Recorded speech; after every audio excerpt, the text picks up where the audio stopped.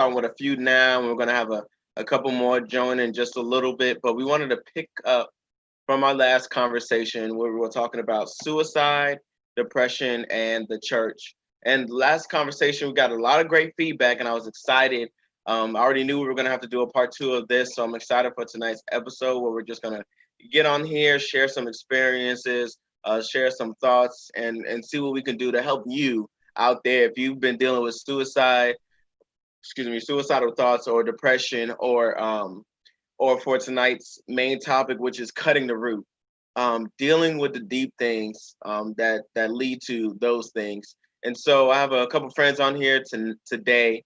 I'm gonna have them introduce themselves really quick, and then we're gonna jump right into it. Anyone can start.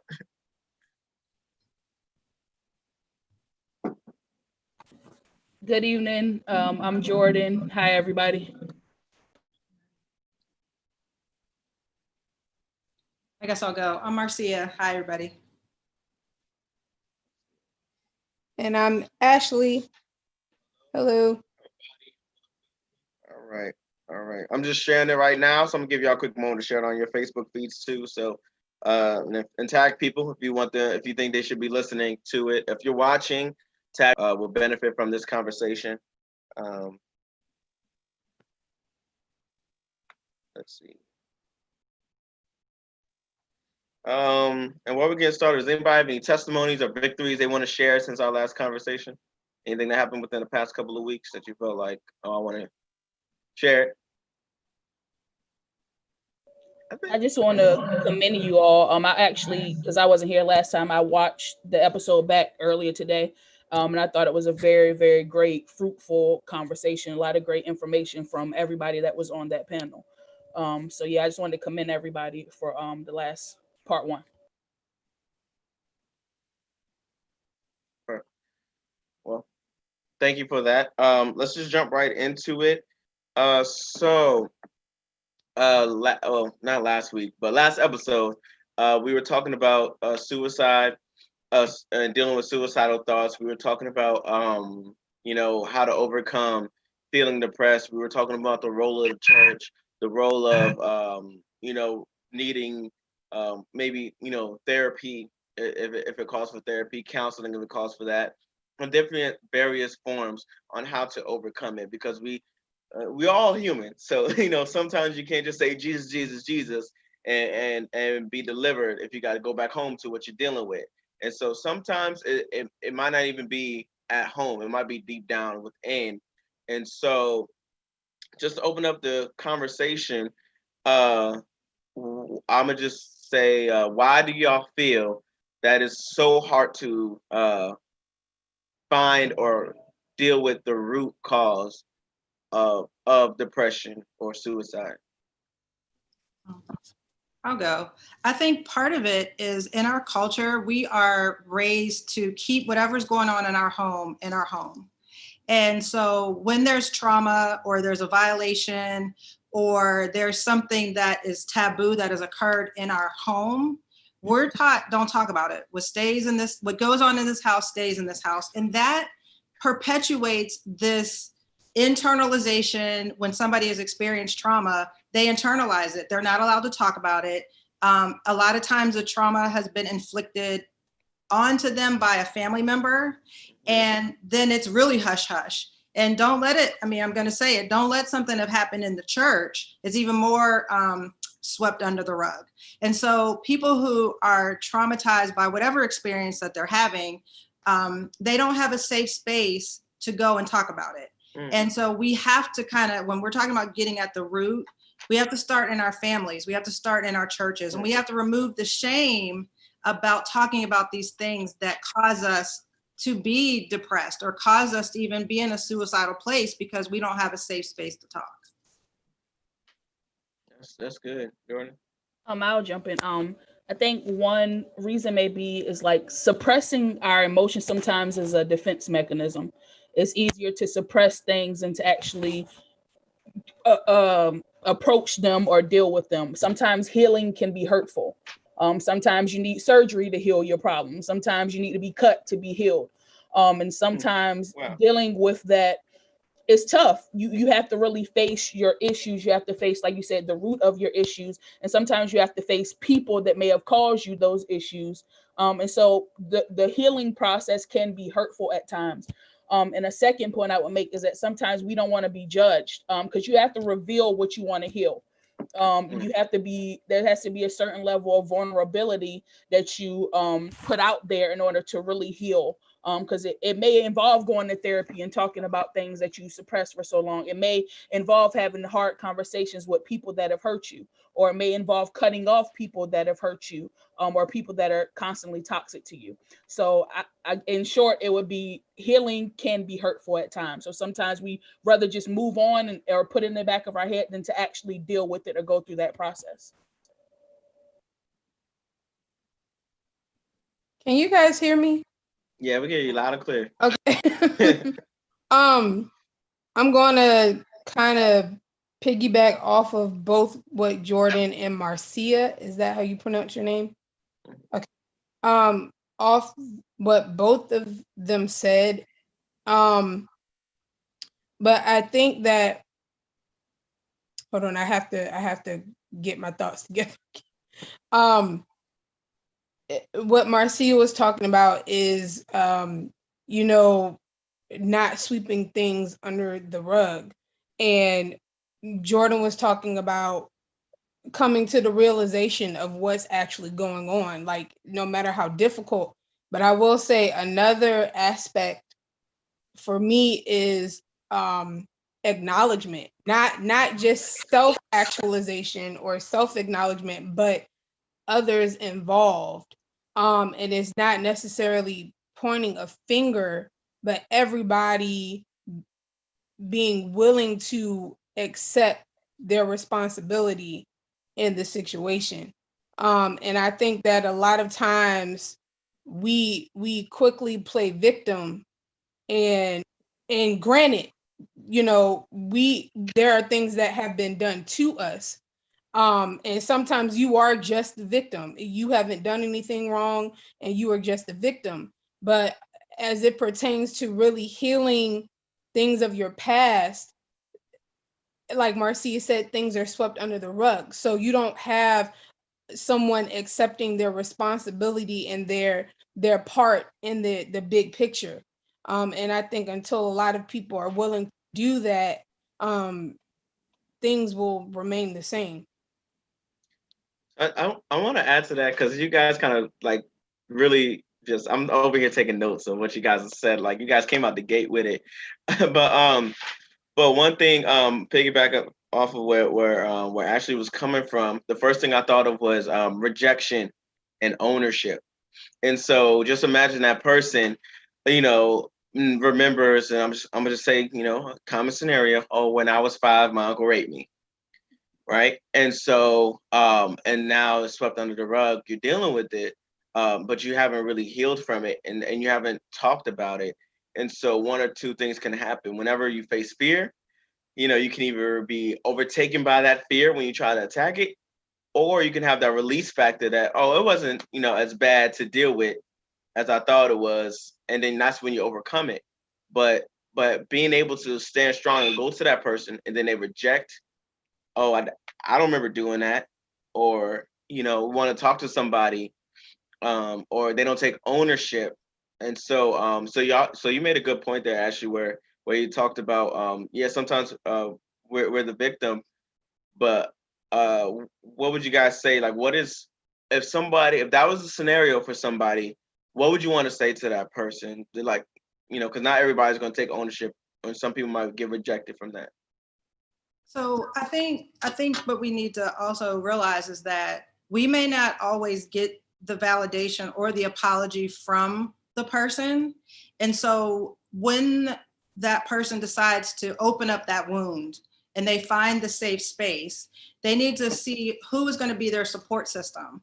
And then in that process, there may be the realization that the perpetrator, for lack of a better word, is not going to acknowledge. They're either not going to remember, or they're going to deny it, or they may be they may be deceased. A lot of times people wait until years and years later to acknowledge something, and that person is no longer here.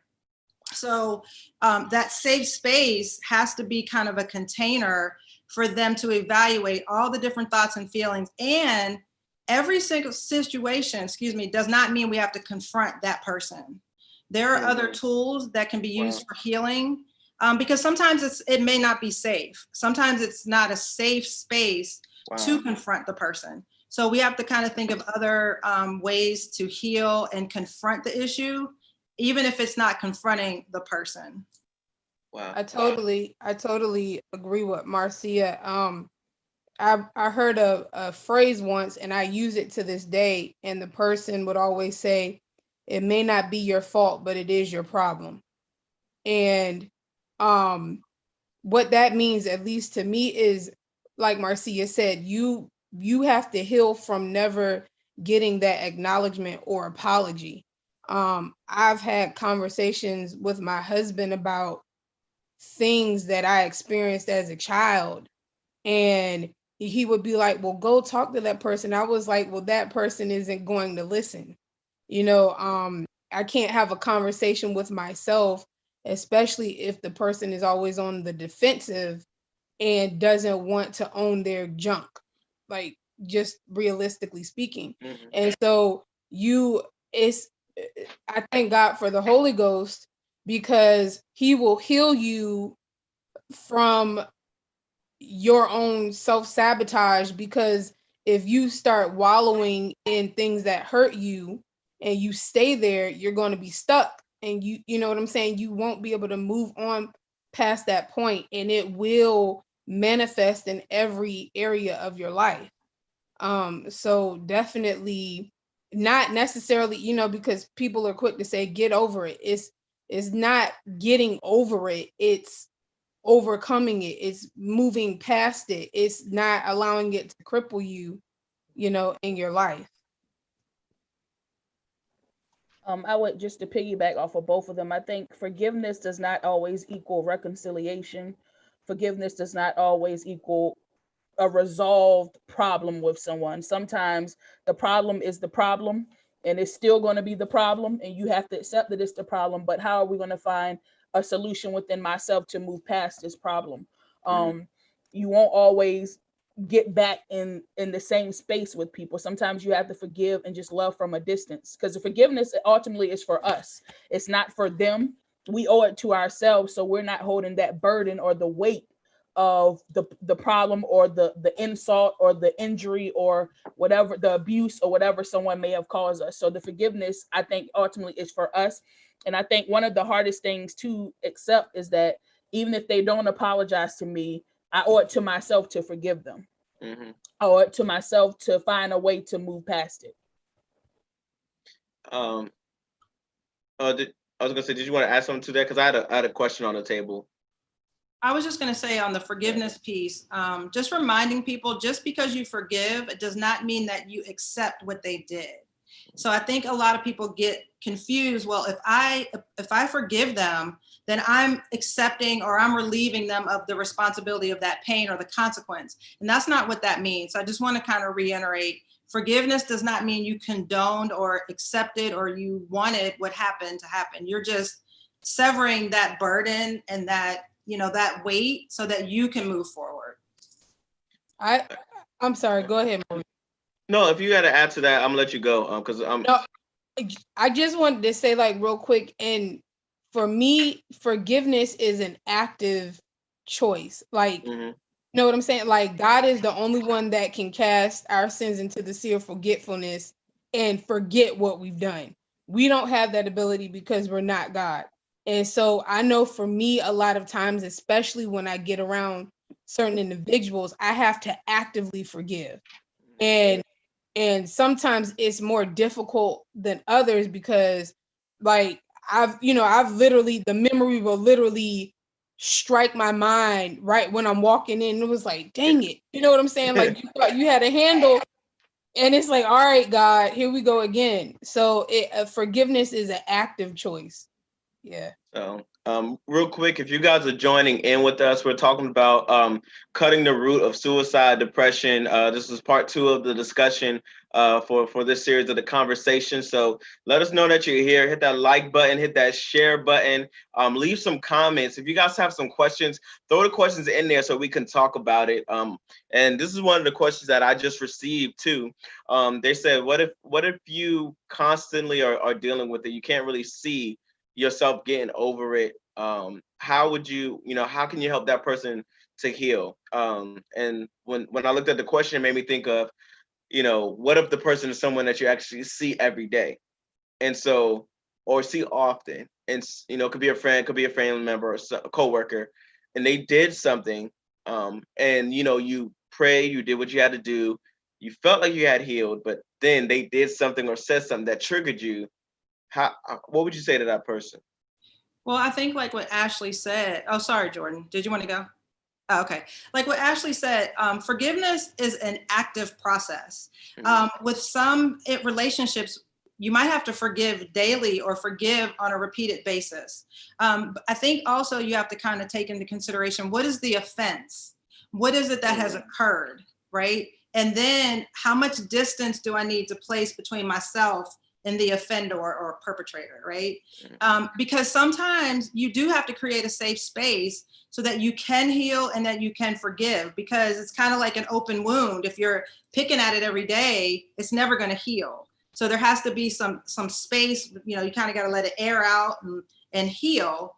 And then I always suggest, the prayer, maybe finding a mediator, a safe mediator or a therapist to kind of bridge the gap if there's some type of way to bring the people together to have a conversation. But that person themselves may not be able to continue to engage back and forth. It's just not going to be productive. I think the first question I would ask is, do they know that they've hurt you? Do they know that they've offended you? Has there been at least that much of a conversation between the two? Because sometimes people can hurt us, offend us, etc., and they don't necessarily know that what they did hurt us the way that it did. So I would start there. And if you have that conversation and they're like, defensive, or they deny it or whatever, then like Marcia said, you take those other steps to really go towards that healing. And sometimes, like we all said before, you have to learn how to forgive and sometimes just love people from a distance. And you may not talk to those people as much as you used to. Even if you see them every day, you can still distance. You may not be physically distant from them, but your connection and the way that you communicate can be more distant between the two of you, if that makes sense. I totally agree with both what Marcia and Jordan are saying. Like, I know for myself, like sometimes you just don't go around. Like, just to be frank about it, sometimes you just don't go around. If it means that, and I think that we have to admit to ourselves, those wounds are very raw.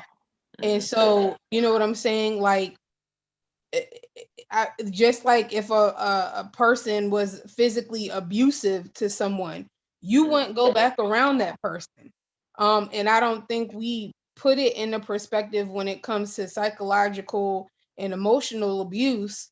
But if it's just like that person that physically abused you, you don't go back around. I think sometimes we that is the answer. Not all the time, but like I said, sometimes you just can't go around that individual because it will rehash that pain and that memory, so yeah. One thing I'm finding in this conversation is that a commonality or a majority of later depression is from a traumatic experience that happened in one's youth. Sometimes it can happen when they're in their teens or older, but I feel like more often than not, it's happening to children when they're young. Some type of mistreatment of some kind, very deep down. So what can we do what preventative measures can we take to give our children or the young like a safe haven? Like just throw it out, say, okay, we're gonna have this conference at the church. We're gonna have this protect the kids awareness thing. What kind of ways can we protect the kids? I think one of the things is training. So training the church staff on what signs to look for in terms of mental health and child abuse. And there's several programs out there. I can send them to you. I'll definitely do that later. There's 2 resources. One of them is mental health first aid. They have one for children and they have one for adults. So that's really helpful. And the other one is, I think it's Safe Shores or Safe Harbor or something like that for child abuse. But I think getting training so you can see and learn what to look for. Mm-hmm. And then empowering the leaders to step up and not be afraid. And what those steps are, have a protocol. If you see this, this is what we do. If you see that, this is what we do. If it's a safety issue, we're going to enact this safety plan. And then get to children, start to empower the children, because kids don't talk because they're afraid. And kids don't talk because they're taught, you be quiet, we don't say, we don't speak out. So we've got to create a safe space, ideally in the home, but also in our community. It's like a lot of us grew up in the whole it takes a village mentality. Well, now the village is basically cursing out everybody if you say anything about the kids or the parents, right? So we really have to bring back that village community mindset so kids feel safe. Like when I was growing up, I could go over to Miss Bryant's and tell her anything. And, everybody in the neighborhood would gather over there. Or go to the neighbor, right? We need to get back to that communal space of safety, especially for our kids. I think that's a good point I want to share, because I just think about every day I leave for work. I probably know my 3 neighbors that are usually outside or leave for work at the same time I do. I don't know nobody in my neighborhood for real. And that's speaks a lot of volume, because how many times have you seen, we're in a society where people have their cameras out, something's happening, somebody's yelling at their kids, or there's some kind of dispute going on. People watch from a distance. Nobody comes in and protects one another. And that can go to even your point, not having that community, someone can really, not feel protected. Here's screaming from the next door, and you're just like, oh, I'm just gonna mind my own business. I'm not gonna get involved. But back in the day, it wasn't like that.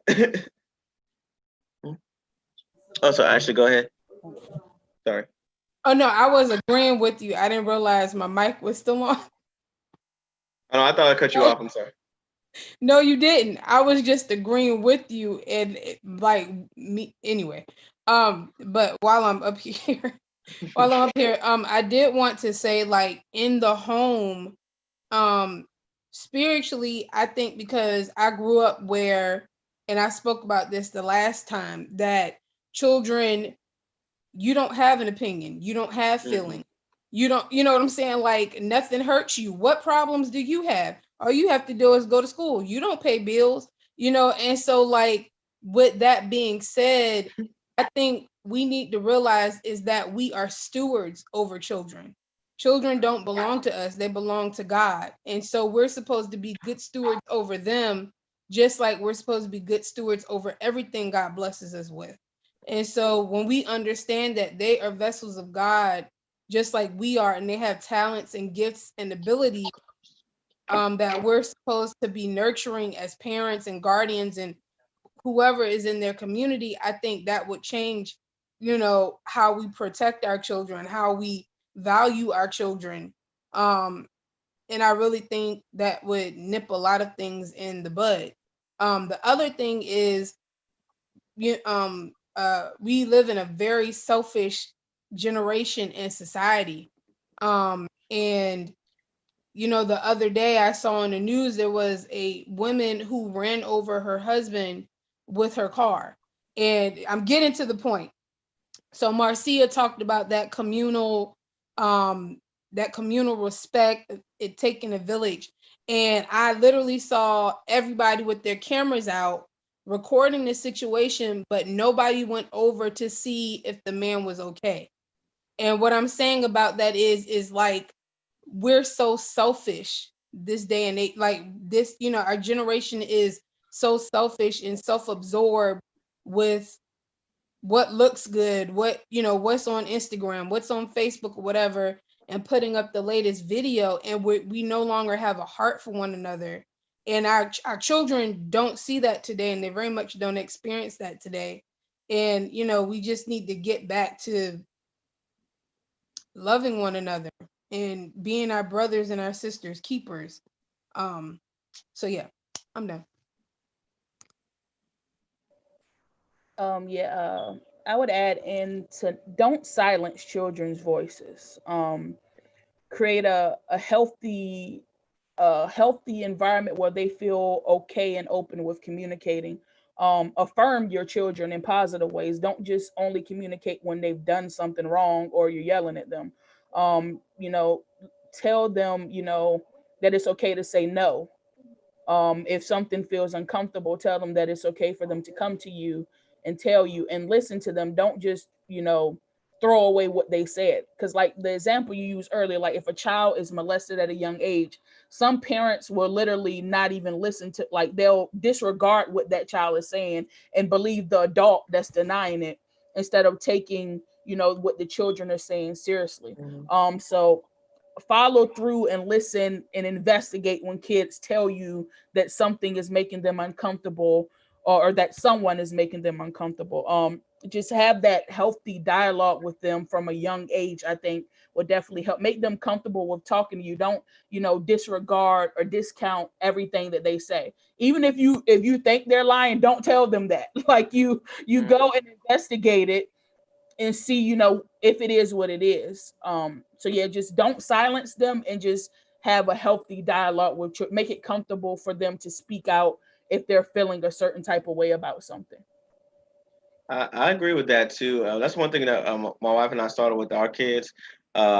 Is just like training them up early. And because we personally felt that like the stuff that's being portrayed out there, not in cartoons even, you know, they're doing a narrative for the kids, and I feel like the enemy is trying to stimulate things in their mind, so they're getting a picture or an idea of certain things at a very young age, and so they know like just to give an example, kids in the 90s, we ain't know stuff till we was like 12, 15, or depending on who you're hung with.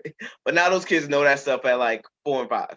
And so now we can get a jump because the world's already trying to feed this to them.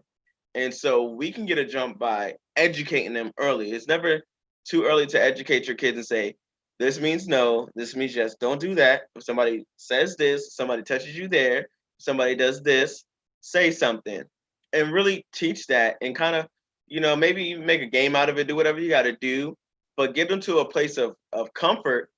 So if that thing ever happens, you know, and having platforms like this, now we're talking about it.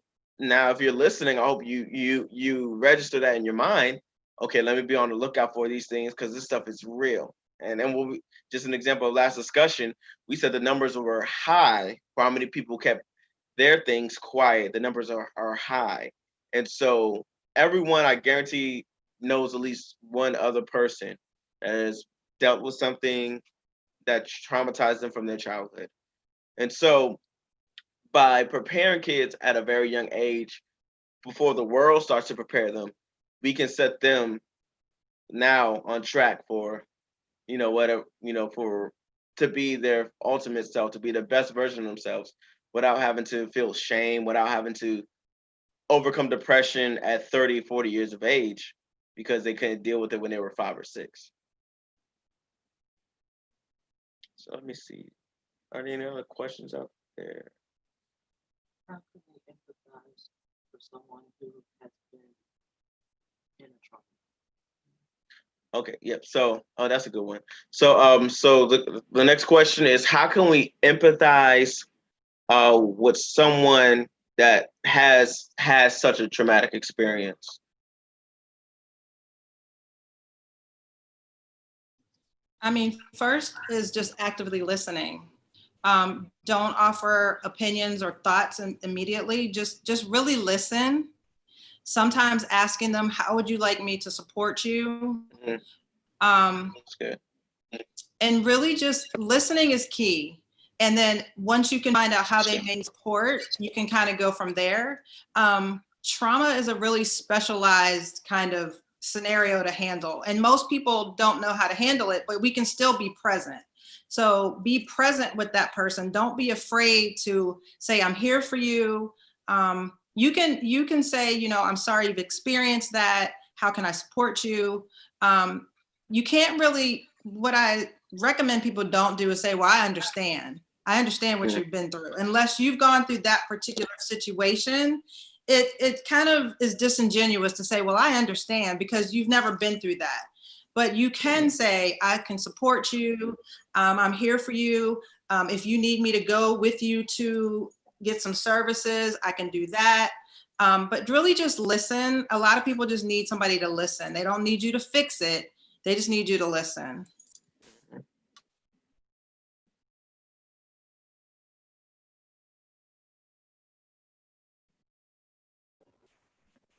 Just to piggyback off of Marcia, I agree, active listening, definitely. And don't, sometimes it aggravates me when people do this, and I'm sorry, but like, if I tell you what I'm going through, you come in with your story about something that bothers me. Like, I get, even if you've been through it, and that sometimes in those moments, that story is not helpful. Like she said, you know, don't even say you understand. Sometimes just, you know, I'm here for you, whatever you need, I got you. You're not in this alone. I'm listening. I'm holding your hand through this, and you know, I'm gonna be here for you. I would say that first, and secondly, like, don't sermonize. I don't even know if that's a word, but sometimes we, instead of listening, we go right into, I'm about to preach you a whole sermon mode. And although the gospel is beautiful and it's helpful, Jesus met people where they were. His greatest ministry was, I'm going to see your need. That was what he was doing. And so we don't always have to get a word in or be deep when people are hurting. When you're hurting, you don't even want to hear all that deep stuff. It's like, I just want to stop hurting. So that's all I would add to that. No, then my follow-up question for that is, well, I'm gonna take this time really quick that just looking at the comments here. If you want more information, Marcia just said that she would share with me, you know, some resources for you. You guys already know you can contact either one of us on here. We'll point you in the right direction. So I'm definitely here to help. So if this is like something that's hitting you personally, you might not want to leave a comment, just inbox us directly. We'll get you connected with the right person, the right people. That way you can start that healing process. We also pray for you, but like we said before, not discounting Jesus's power, but for some people, it might be more than prayer, or the Lord might lead you to go to a particular place to receive your healing. So I just want to throw it out there right now, in the middle of this conversation, that reach out to me, drop an inbox right now. Text me right now. Let me know that you need to say, hey, send me that information. I'm ready to come out of this thing. And I'll be right there with you. But my next question is, with that being said, how do we best approach someone like a friend, family member that we see are on a downward spiral? You know, you're seeing them fall into that place now, depressive, like they're going deep into a depressive state. How do we help them? Sorry, I always did a dramatic pause, but how do we help them? I mean, you have to have an honest conversation, but you also have to pick a time that's a good time to kind of connect with them. And then state facts, state factual things that I've noticed that you're disconnecting from family. I noticed that you're no longer interested in playing basketball. Can we talk about what's going on? And make it so that you can pinpoint. Maybe over the last month, I've noticed, you know, you're getting up later and later, you're staying in the bed longer. Are you feeling well? Would you like me to go to the doctor with you? Just kind of give them an overview of what you've noticed, and then allow and see if they're willing to share what's going on. And of course, tell them that you're concerned. You don't want to make it a blame, like, why are you in the bed and why aren't you going to do this? You really just want to give your high level observations and tell them this is a safe space. I've noticed some things. I'm very concerned. I love you. I want to provide, see how I can help you. But it's really important not to blame. A lot of times people get into this blame game, and especially like parents or couples, when they notice changes, you're like, well, you're not doing this and you're not doing that, and what's going on? And that's just going to further cause the person to retreat. Yes. And so if you can just, like I said, pinpoint some factual things that you see, and don't make it personal. Like, well, when you don't get up, it makes me feel, that's not the time for that. You cannot make this personal. You have to make it about what you see and your concern about that person. Yeah. I just want to say real quick, we literally had that conversation with someone this past weekend. We were talking about someone and we didn't see what they were seeing. And I literally, Lord shows the same thing. Like, we got to take ourselves out of the equation, because sometimes we put ourselves there and be like, well, if that happened to me, I wouldn't be as depressed as you are. No, it's not about me. You don't know. We don't know. They don't process things. But sorry, I just had to say that real quick because that stirred me up. Go ahead, Ashley or Jordan. Who's next? I was literally going to say, don't make it personal. So when she said, I was like, we're on the same page. Because a lot of times when people do become distant or their behaviors change, we start to take it offensively. Like, oh, she not calling me like she used to, or she's acting funny. And sometimes people are going through real life problems and they can barely show up for themselves. So they don't have the capacity to show up for you. And when you see changes drastically in people's behavior, my first response is to pray for them. Since we're Christians, you pray. And then, as Marcia said, you have those conversations like, we've been going out lately and we haven't seen you, or, are you okay? Do you need anything? But don't make it about you. Because sometimes it's honestly you're the furthest thing from people's minds. Sometimes they're dealing with real life, their issues, they're struggling with something, they're trying to hold themselves together, and you're the furthest thing from their mind. And as a family member or a friend or someone just close to someone, if you pick up on those changes, like, just again, back to affirmation, like I said, affirm your friends, like, girl, I love you and you're beautiful. Like, you never know what people are going through. And sometimes those little affirmations, they may seem simple to us, but those can help change someone's entire day around. So yeah, don't make it personal and affirm the positive things about the people that you love is what I would say. Wow. Y'all in there. Go ahead, Ashley. They covered all the bases. I have nothing to say. I have nothing to say at all. Yeah, that was good, dude. Do y'all have any questions for? Because I know I'll be like mediating and doing a lot of questions, but do you guys have any questions for us based on, or anybody in the comments? Real quick, I'll give you a couple seconds just to send a question really quick. Or what we're missing. Or anything that we didn't touch on that you would like for us to touch on this current topic. You might be dealing with something personally if you're watching this right now, so we can talk about that, because they both just touched on two things I literally learned this past weekend, which was it's not about me, and don't take offense. That's huge. We're helping someone, and that's another strategy. If you want to get out there and help someone that you see, go to them and not make it personal. I've seen that. I've seen seen people. I've done it myself. I'm guilty. I've done it myself where I made it about me because I wanted you to get out your own way. So I made it about me. But it's all about you for you to get out your own way. And then and it's funny because I'll see somebody else do it, but I won't see myself do it when I'm trying to help somebody. So we gotta come out of that. I'm not.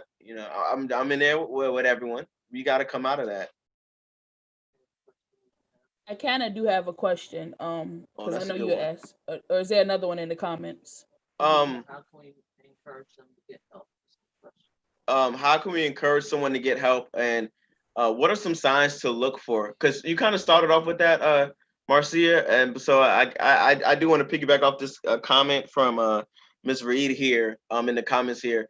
What are some signs to look for that you guys can share. That way we can, attack this thing. Yeah, I mean, I think like what Jordan was saying, when people start to disengage, when their normal pattern changes over a period of time. So not just like 1 or 2 days, but maybe a week, you start to notice, a week to 2 weeks, you start to notice either they're no longer motivated to do the things that they were passionate about. They're disconnecting from friends, family, church. Their mood changes, their sleeping or their eating pattern changes. If it's a student, their grades may drop. If it's somebody that is a coworker, either their work time or the time they get to work or the time they leave may change. Their schedule is off. They're not as engaged in their work. A lot of it is just when you start to notice somebody kind of disconnecting and over a period of time. So like I said, 1 or 2 days, everybody has 1 or 2 days. But when you start talking about 5 days, 7 days, 10 days, and you start to see a pattern, that's when you want to start to pay attention and say, well, I've noticed, you're coming late to work for the last 2 weeks. Do you want to talk about what's going on? Or a student, I've noticed that you no longer want to go to football practice. Did something happen?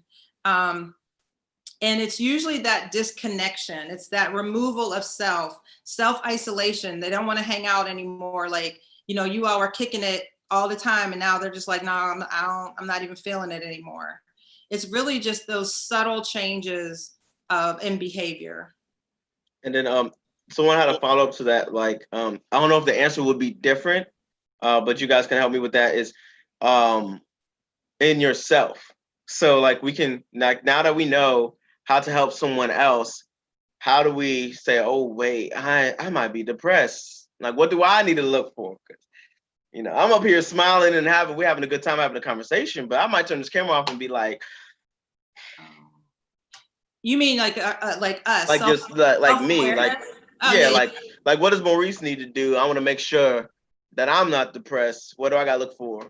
Self-evaluation. How do you feel? What's affecting you? Your mood, your eating, your sleeping habits, your dynamics with your friends and your family. And just really, it's kind of like a self check-in. How have I been feeling? Do I feel like my normal motivated self, or I'm kind of disengaging? Especially in COVID, how much is COVID affecting my mood and my spirit? How much is social media and all of this TV and media and government and politics, how is that affecting me? Wow. And then really, what am I connected to, right? Is what I'm connected to or plugged in to, is it giving me energy or is it draining me? Mm-hmm. So it's really about, I say mindfulness and being still sometimes and praying and just being in devotion. Like, what is it that I'm feeling? What do I need? God, am I too tapped into this or not tapped into that? And then where do I feel like in my spirit? Mm-hmm. To piggyback off of that, when I was dealing with depression a few years ago, I noticed that things that I used to love to do, I didn't want to do them anymore. I think that's one of the probably one of the easiest to pick up on, is if I always used to love to go hang out with my friends and now it's a struggle for me to get out of bed, to get dressed, to go and do that, there may be something there, especially if it's over a prolonged period of time, not just 1 time or 2 times, but if lately, like I used to love going to concerts all the time and like you invite me somewhere and I'm like, no, I don't really want to go. Like those types of changes, when things that you really used to love or were passionate about, you no longer want to engage in them. I think that can be a sign. And I think Marcia said this as well. If you're sleeping a lot, way more than you used to, or sleeping a lot less, I think your sleep patterns are a great indicator, or even your eating patterns. If you're overeating drastically, like emotional eating, or if you're not eating at all and you're not even realizing it sometimes, like in the back of your head, like, wait, I didn't even eat today. I think your eating patterns and your sleep patterns can definitely be an indicator of that as well.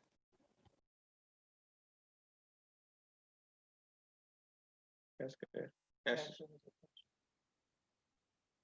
There's another question. No, Ashley, she had that question. Oh, Ashley, did you have anything to add? Or was it Jordan? Nope. Oh, yeah, Jordan, what was your question? Oh, well, somebody had asked me this the other day when they were talking about Kanye and how, his behavior has been somewhat erratic in certain instances, but and then there are people that saying, well, it's not mental health. That's just the way he is. Like he's I don't even remember the word they used, but they were trying to say like he's just angry or he's just being a jerk, versus that he actually has an issue. So I guess like how can you tell the difference between when someone is just being angry or just being annoying or a pest versus when they really have a serious mental health issue? Like someone that I'm trying to word it the best I can, but that's kind of how the person worded it when they asked me. How can you tell the difference between the two of those? Oh, go ahead. No. I was just gonna first thing, Holy Spirit. I'll be sitting back and like when I saw that, first thing I saw was like this man's crying out. And I didn't have time to, it could be another thing. It could be his bipolar thing that they diagnosed him with. Could be a number of things. But this man, I mean, if you look at his whole story, this man went from top of the world to serious breakdown. And I was a fan of Kanye back in the day. Serious breakdown when he lost his mom. Then all these things happened to him. Now he's struggling mentally, and then now he's trying to discover himself. Finds Christ. No one's helping him understand Christ, and now he's trying to progress and balance all that he knew and saw from the world with trying to find this new life, and it's all meshing together, not getting any help, and so it's coming out. Yeah, that's kind of what I was saying. Oh, sorry. No, you can go ahead. Oh, no, I completely agree with Maurice because okay, yeah, he's Kanye West. But the thing is, like, we put these celebrities on this astronomical pedestal like they're not human beings, like they don't have a soul, like they don't, you know what I'm saying? Like they aren't the creations of God, just like you and I. And the thing is, totally what Maurice said, like, first of all, when he decided to give his life to Jesus, it was like the world immediately put him out there as a spectacle. And I'm not completely blaming, whomever, but it's like, oh, let's see what he does now. Like he's a circus, you know what I'm saying, performer. And it's like, first of all, okay, I'm concerned about his soul because he's still in the family he's in. There's no telling what demons he's taking on now that he has decided to give his life back to Jesus. So, and it, you know what I'm saying? And in essence, he's a babe in Christ, and like he's been thrown out to the wolves with no, like Maurice said, no training, no protection, no one really covering him while he develops. And now when we see him have a bout of whatever he's going through, we're once again quick to throw him to the wolves. Like he's not trying to, get to know God or grow in God or whatever he's doing right now. But yeah, I think like we just kind of dismissed him as a person like you and I. And I'm like, dude, that's another human being, whatever he's going through. But yeah. Anybody? I was just going to say that back to what you were saying, Maurice, that's kind of the conversation and the point that I took with the person that asked me, because they were like, they don't think he has mental health issues. They just think he's a jerk. That was the word they used. And I was like, nah, it's something wrong there. Like you can discern it. Like you said, you can discern when someone is having a mental breakdown. Like he was having a manic episode. That's what it looked like to me. I'm not a clinician, but that's what I could discern and see. Like it wasn't just him being weird or being a jerk. Like he was really going through something in his head.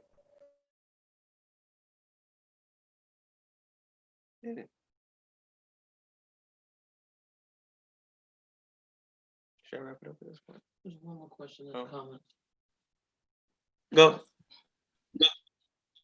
My thing went crazy. Oh. I was just going to say, I think we have to offer grace to people. We need to be gracious to people in general and be careful about putting people on a pedestal just because they're in the public eye. And I think that, we have to stop making people targets. Everybody has something that they're dealing with.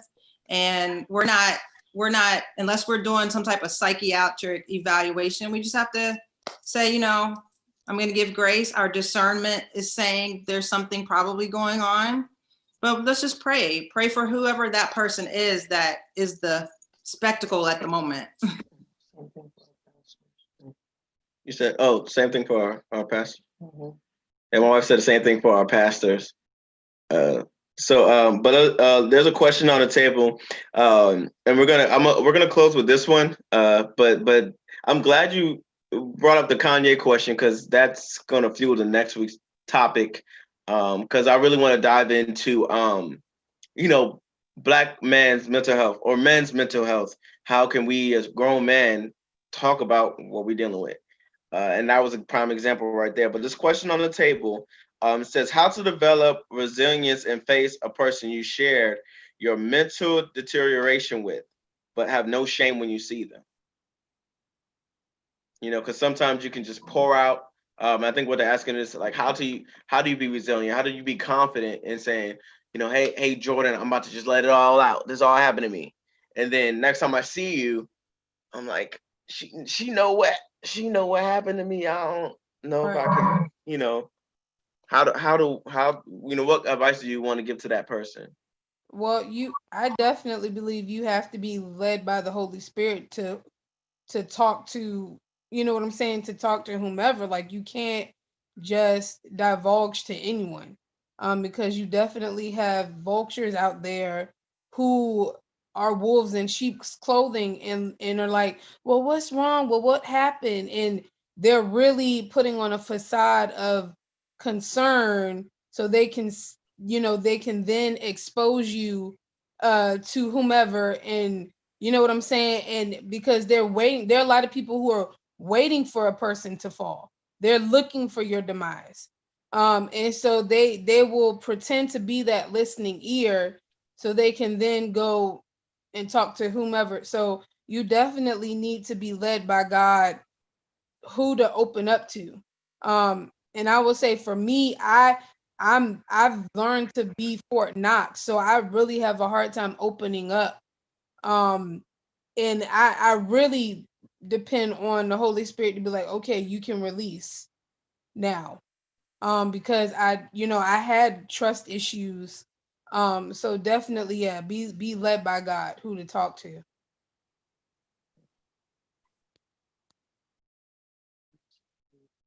Kind of definitely agree with what Ashley's saying. You know, that discernment of who to talk to and find that safe space. Because if you have that safe space and you are able to discern and God is leading you, then there's no shame in the conversation and there's no shame on the other side, right?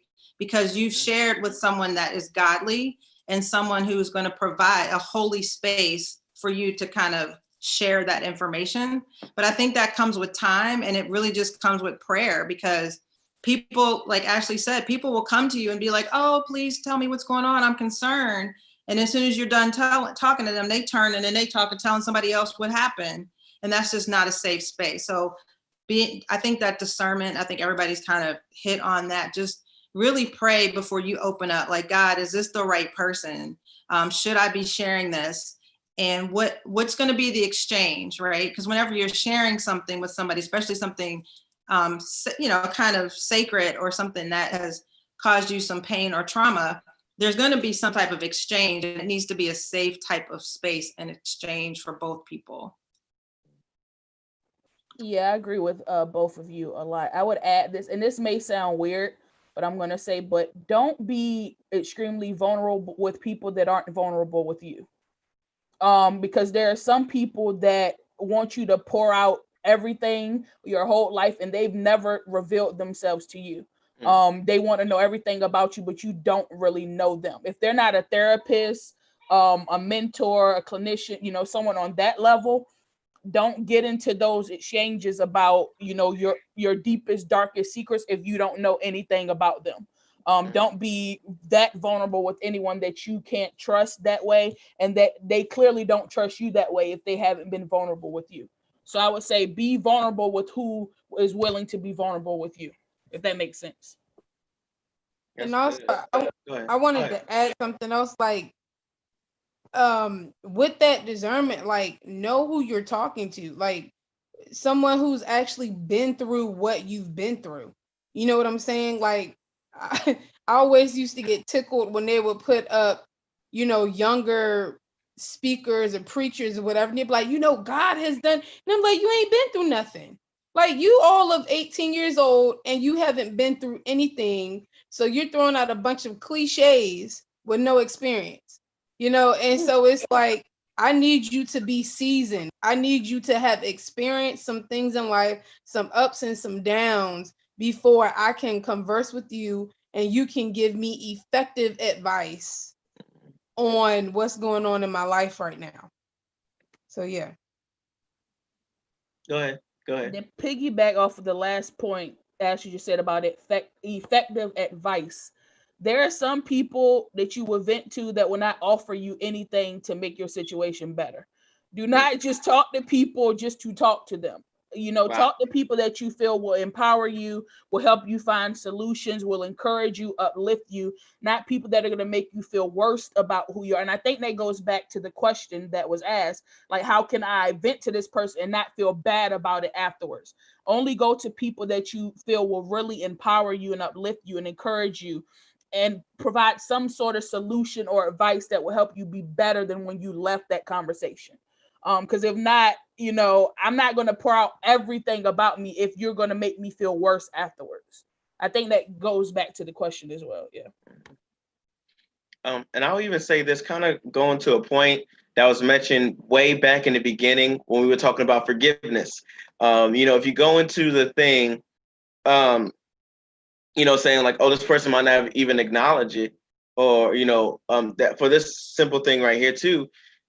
If you can get yourself mentally to a place where you can say, okay, what's the worst? Okay, the best thing that can happen is I get healed. Worst thing that can happen is this person knows my stuff and takes it and runs with it and does something.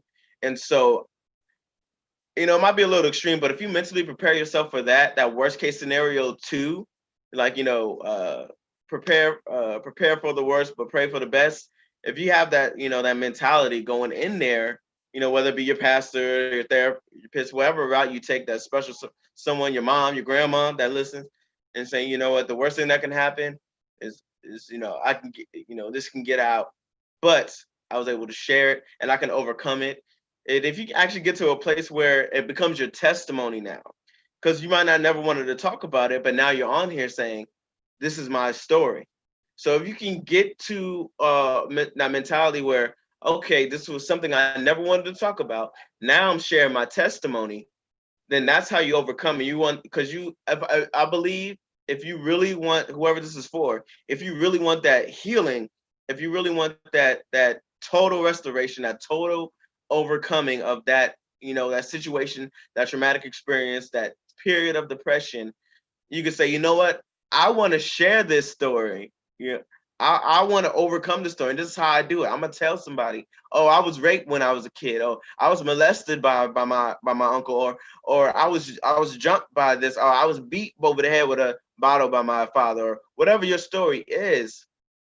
Now you're here, you're standing, you're strong, you're listening to this I was about to say podcast, you listen to this live stream, and you're listening to people that have experienced it or know people that have experienced it. This is your time to sorry, I just shifted gears, but this is your time to say, you know what, I'm gonna look this thing in the face and say, you know what, you were my trauma, but now you're my testimony, and I'm gonna tell people about it. And that's gonna be your role in healing other people and helping other people to get out of what they're going through. And so I'm gonna end it on that note. Does anybody have any last minute comments or questions? Anybody? Well, oh, go ahead, Jordan. I just wanted to encourage anybody that's listening. If you struggle with mental illness, if you ever had suicidal thoughts, it doesn't make you weak. It doesn't make you less than anyone. It doesn't mean that you don't love God. It doesn't mean that you lack faith. We all struggle and go through different things, especially during this season of COVID with all the isolation and everything. So don't let people discount or disregard or discredit what you're feeling. But it's also okay to seek help. Don't stay in that place if you're feeling weak or you're feeling a certain way, or you're unsure about how you're feeling, reach out and get the help that you may need. Yeah, definitely. If you don't have anyone that you can turn to, seek professional help. It's their job to keep your stuff private. And Marcia's a professional. She's gonna forward me some information, so I'm gonna let her say some stuff real quick, where you can get more information, and she's gonna send it to me as well, or just go follow her and get it from her directly. Yeah, I was going to say there's a National Suicide Prevention hotline. And if that's okay, I can share that now. And then all the other resources I will send to you. Okay. So if there are any viewers that are experiencing any thoughts of suicide, or they feel like they need to talk to somebody, the National Suicide Prevention hotline is 1-800-273-8255. So that's 1-800-273-8255.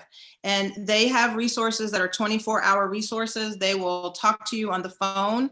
If they feel that you need a local intervention, they will link you with somebody in your local district, and they will pass you off to them. And then that local person will find resources, whether it's a counselor or whether it's sending you directly to the emergency room. They will soft transfer you.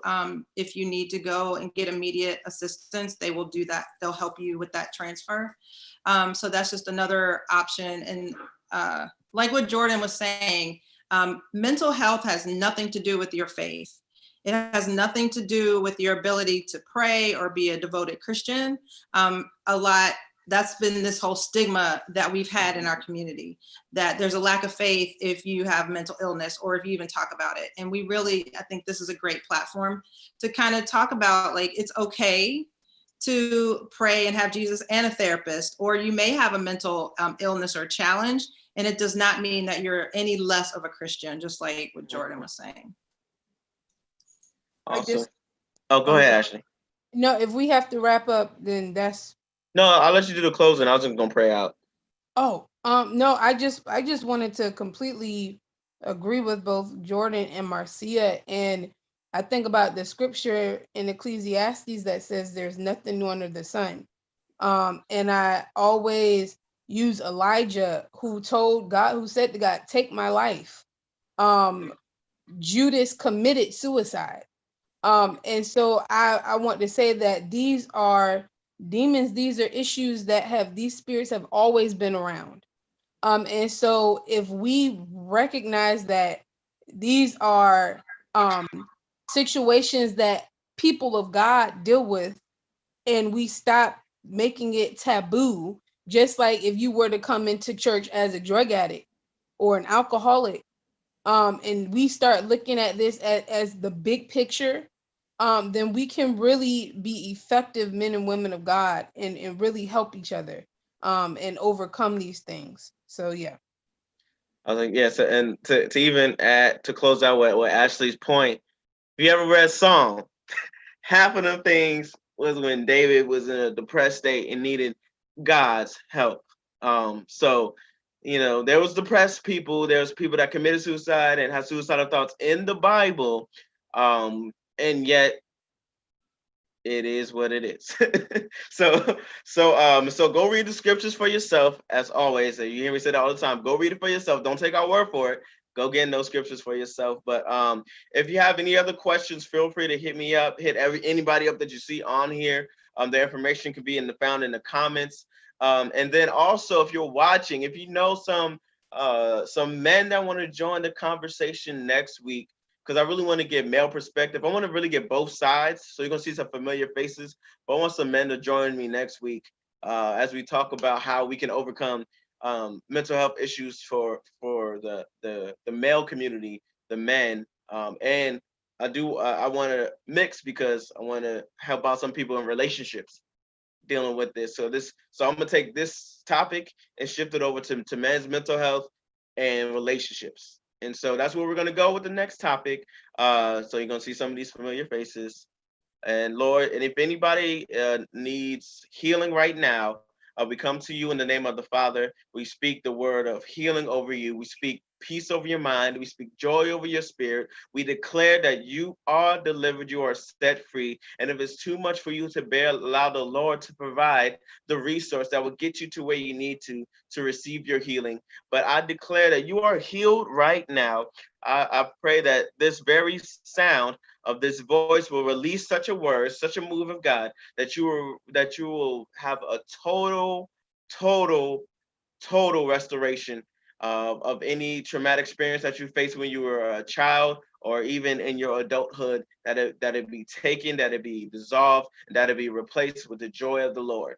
And we seal this episode in the name of Jesus. Thank you guys for joining in.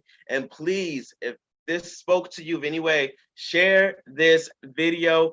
Thank you guys for the comments. You guys were live tonight. We really appreciate that. Excited for next Monday. And if you want to catch it again, we're going to be available on YouTube and our page, International Ministries. We've all got everything. Thanks again. Peace out. Love y'all.